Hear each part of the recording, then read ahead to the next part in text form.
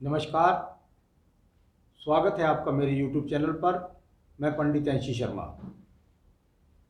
बिल्कुल एक नए विषय पर आज मैं बात करने वाला हूं, जिसके विषय में अन्य लोगों ने कम ही बताया होगा या नहीं बताया होगा, मुझे पता नहीं है, लेकिन ये बहुत ही गहरा विषय है जिसके बारे में आपको मैं आज बताने वाला हूँ। उंगलियों की लंबाइयों के बारे में आपने पढ़ा होगा। मैंने बताया आपको उंगली लंबी छोटी होती है तो उसका जीवन में किस प्रकार का प्रभाव पड़ता है। लेकिन उंगलियों का धंस जाना, पर्वत के अंदर घुस जाना, इसका आपके जीवन में किस प्रकार का प्रभाव है, ये मेरा आज का विषय है। यहाँ पर अगर किसी भी अच्छे हाथ को आप देखने जा रहे हैं तो उसके ऊपर एक नियम लागू होता है, और वह नियम यह है कि उसकी उंगलियों के अंदर ये जो जुड़ाव होते हैं, ये जो जोड़ होते हैं, इन जोड़ के अंदर बस जो बुद्ध की उंगली यानी जो कनिष्ठ उंगली होती है, इसकी तरफ हल्का सा झुकाव होता है। यानी ये थोड़ा सा हल्का सा झुकाव इसकी तरफ होता है, ये सबसे उत्तम होता है। यानी अगर उंगलियों की लंबाई यहाँ नीचे खिसक जाए, यहाँ नीचे खिसक जाए, यहाँ नीचे दब जाए, यहाँ नीचे दब जाए, तो इसका आपके जीवन में किस प्रकार का प्रभाव पड़ता है, ये मेरा आज का विषय है। तो बैलेंस के लिए ये बिल्कुल चलती है, और हल्की सी ये वाली जो उंगली कनिष्ठा होती है इसके नीचे जाती है हल्की सी, ये तो हमेशा नीचे की तरफ दबी हुई चाहिए। यानी यहाँ थोड़ा सा घुमाव के दब करके ही उंगली यहाँ पर आती है। चलिए यहाँ पर इस बात को देख लिया। अब मैं आपको बताता हूं कि कौन कौन से पर्वत के अंदर यदि उंगली धंस जाए तो उसका आपके जीवन में कैसा प्रभाव है। यहां पर आपको मैं प्रथम हाथ के बारे में बता रहा हूं। अगर पहला हाथ आप देखेंगे तो आपको देखने में ही चित्र से पता लग रहा होगा कि ये बिल्कुल उंगलियां तीनों एक समान है।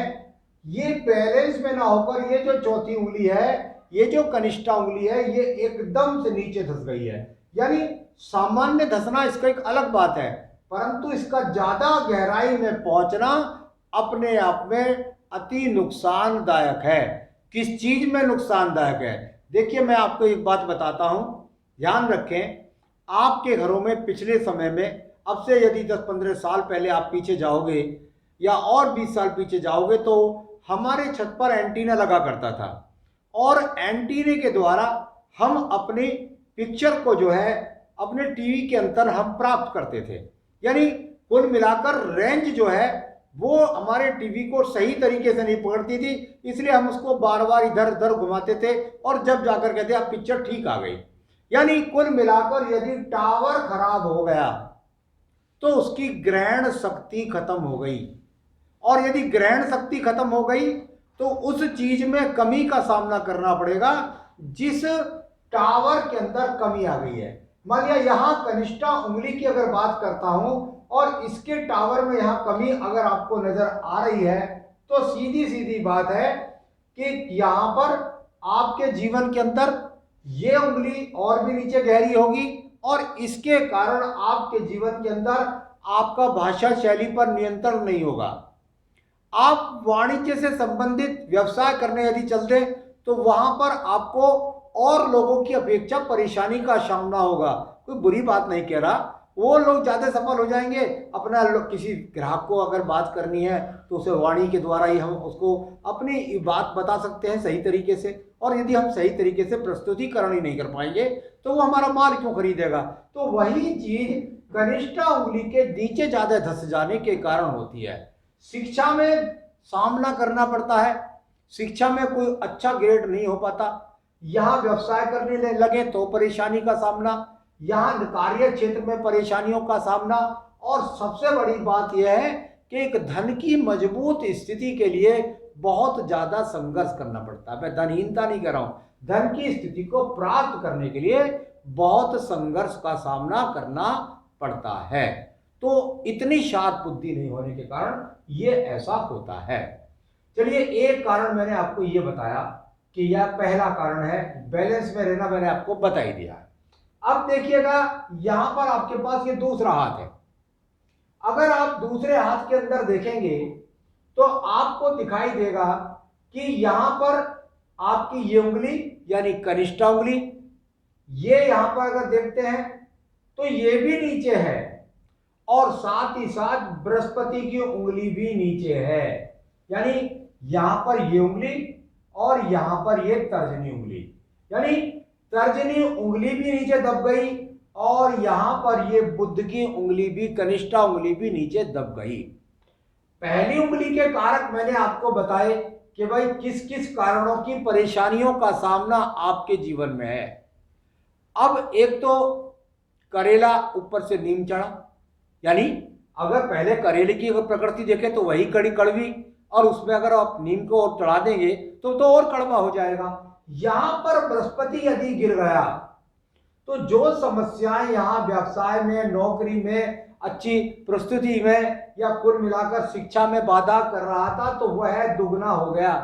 यानी ये बृहस्पति, यानी ईश्वर की कृपा नहीं मिली, ईश्वर की कृपा नहीं मिली। यहां इस कारण के विवाह में देरी का सामना भी हुआ, संतान प्राप्ति में भी देरी का सामना हुआ, पाचन तंत्र भी कमजोर हुआ, खान पान की शक्ति भी कमजोर हुई और साथ ही साथ भगवान की स्तुति भी कम हुई, दान पुण्य भी नहीं कर पाएगा, योग प्राणायाम में भी मन नहीं लगता, पूजा पाठ में मन नहीं लगता, ईश्वर की कृपा मेहनत के बाद भी प्राप्त नहीं हो पाती और साथ ही साथ पत्नी देर से मिलती है, संतान सुख देर से मिलता है, मिलता भी है तो दोनों से यहाँ पर खटपट मिलती है, या संतान को उतने उच्च किस्म की आप स्थिति उसको प्रदान नहीं कर पाते जिससे वो अच्छा तरह की शिक्षा प्राप्त कर सके। तो ये दूसरा कारण मैंने आपको बताया।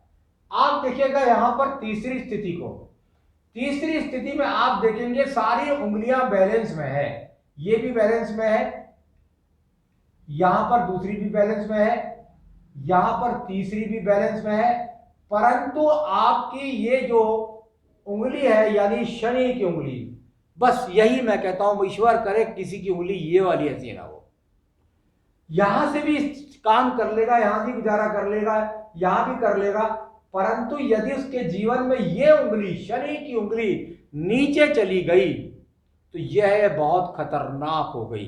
यानी और यदि इसके अंदर यह उंगली और उंगलियों के बराबर ही हो गई, यानी इस उंगली के बराबर भी हो जाएगी, जब ये नीचे घुसेगा तो निश्चित बात है धसेगा, तो ये निश्चित रूप से यहां पर इसकी लंबाई भी कम हो जाएगी। यानी जो बात मैंने कहा था कि आपका यदि मोबाइल है और वो नेटवर्क क्षेत्र से बाहर चला जाएगा तो आपका दुनिया से संपर्क खत्म हो जाएगा, और जब आपका दुनिया से संपर्क खत्म हो जाएगा तो आप किसी भी चीज का फायदा नहीं उठाएंगे। आज तो बैंकिंग के लिए भी, बैंक के लिए अब बाहर जाए, पेट्रोल पंप पर जाए तो अभी आपको मोबाइल की जरूरत है, अब नेटवर्क तो चल नहीं रहा, जेब में तो पैसे हैं नहीं, तो क्या करेगा व्यक्ति, परेशान हो जाएगा। वही इस शनि की उंगली का नीचे धसना, यदि आप देखेंगे तो ये उंगली यहां पर बिल्कुल नीचे धस गई है, पूरी उंगलियां बैलेंस के अंदर है, तो आपके पास सारी चीजों की प्राप्ति है, लेकिन यहां क्या है, शरीर में बल ही नहीं है, ये मजदूर भी है। अगर शनि की बात करते हैं वो जमीन भी है, जमीन अच्छी नहीं मिलेगी, मकान अच्छा नहीं मिलेगा, शरीर में ताकत नहीं होगी, धन की स्थितियों के लिए संघर्ष करना पड़ेगा, कर्ज की स्थितियों का सामना होगा, शरीर में अंदर रोग लगे रहेंगे और कुल मिलाकर वो स्थितियां पैदा हो जाएंगी जिनके कारण व्यक्ति धन धन धन धन चिल्लाएगा लेकिन उसके धन हाथ नहीं आता, बहुत संघर्ष होता है। बहुत कम उंगलियां ऐसी होती हैं देखने में, मैं समझता हूं मेरे अनुभव के अनुसार ये पर्वत बहुत कम स्थितियों में मुश्किल से 4 से 5% लोगों के हाथ के अंदर भी नहीं होता। तो यहां ये उंगली अगर धस जाए तो इसका क्या प्रभाव है, आप एक और देखिएगा, यहां पर देखिए आप कि आपको दिखाई दे रहा है कि यहां ये उंगली भी आपकी बैलेंस में है, ठीक है, ये भी आपकी बैलेंस में है और ये उंगली भी आपकी बैलेंस में है, परंतु आपकी जो सूर्य की उंगली है ये उंगली नीचे की तरफ धस गई।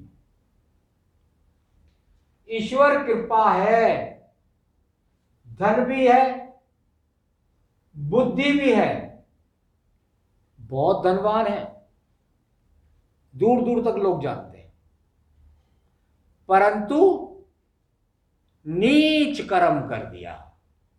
ऐसे लोगों के बारे में आपने सुना होगा कि बड़े बड़े संत हैं और कितनी प्रसिद्धि थी, कितना पैसा था, कितना नाम था, कितना सब कुछ था उनके पास में, ईश्वर की स्तुति भी प्रतिष्ठित करते थे, सब कुछ करते थे, लेकिन यहां लग गया सूर्य पर दाग। और सूर्य पर दाग का मतलब होता है सूर्य ग्रहण, और ग्रहण का मतलब होता है जेल। यानी यहां प्रसिद्धि भी खत्म, यश भी खत्म, सम्मान भी खत्म, पद भी खत्म। हो सकता है आईएएस पीसीएस हो, लेकिन कुछ कर्म ऐसा कर दिया कि उसके कारण सड़क पर आ गया। तो यश, सम्मान, नौकरी, पद, प्रतिष्ठा, यह जीवन की जितनी भी ऊंचाइयां हैं, उसके जीवन में यदि उंगली गहरी चली गई है तो वो सावधान रहे। यदि वो आज इस स्थिति में है कि उसको दुनिया जानती है, तो कल आने वाले समय में अगर ऐसी उंगली है तो उसके जीवन में ऐसा अवश्य होगा। तो आज आपको मैंने बताया कि किन किन स्थितियों के अंदर, या आपको मैंने 4 स्थितियां हुई, और भी यदि आपकी उंगलियों में कुछ इधर उधर होता है तो उसको मैंने ग्रहण शक्ति के द्वारा बताया है। तो ये मैंने विषय बताया आपको कि यदि आपकी यहाँ उंगलियां आपके पर्वत में धंसने लगे तो उसका आपके जीवन में कैसा प्रभाव होगा। आगे भी मैं अन्य विषयों पर समय समय पर आकर के आपको अवगत कराता हूँ। मेरे चैनल को सब्सक्राइब कर लीजिए जिससे लेटेस्ट जानकारी आपको प्राप्त हो सके। नमस्कार।